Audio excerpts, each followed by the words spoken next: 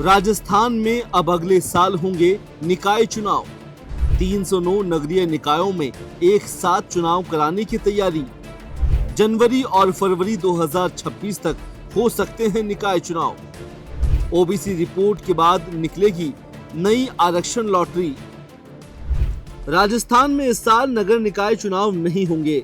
राज्य में अगले साल सरकार 309 नगरीय निकायों में एक साथ चुनाव करवा सकती है।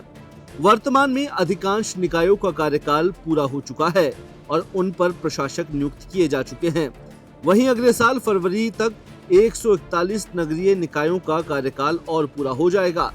राज्य में नगरीय विकास मंत्री झाबर सिंह खर्रा ने बताया कि चुनाव अब संभावित रूप से जनवरी और फरवरी 2026 में होंगे।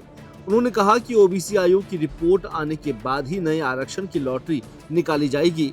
इससे पहले पुरानी सीमाओं के आधार पर लॉटरी निकाली गई थी, लेकिन अब नई सीमांकन प्रक्रिया पूरी हो चुकी है और नई लॉटरी के लिए समय लगेगा।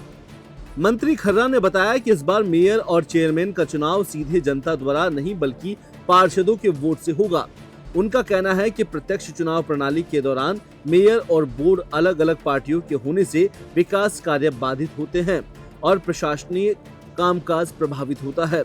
इसी अनुभव के आधार पर सरकार ने स्थिर प्रशासन के लिए पारंपरिक प्रणाली भी अपनाने का निर्णय लिया है। जयपुर, जोधपुर और कोटा नगर निगमों में फिलहाल प्रशासक नियुक्त कर दिए गए हैं और यह व्यवस्था तब तक जारी रहेगी जब तक नई चुनाव प्रक्रिया पूरी नहीं होती।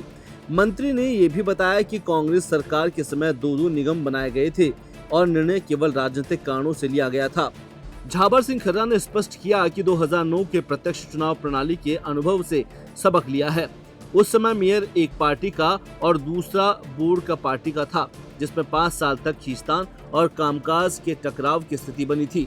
इसलिए अब से मेयर और चेयरमैन का चुनाव पार्षदों के वोट पर ही होगा।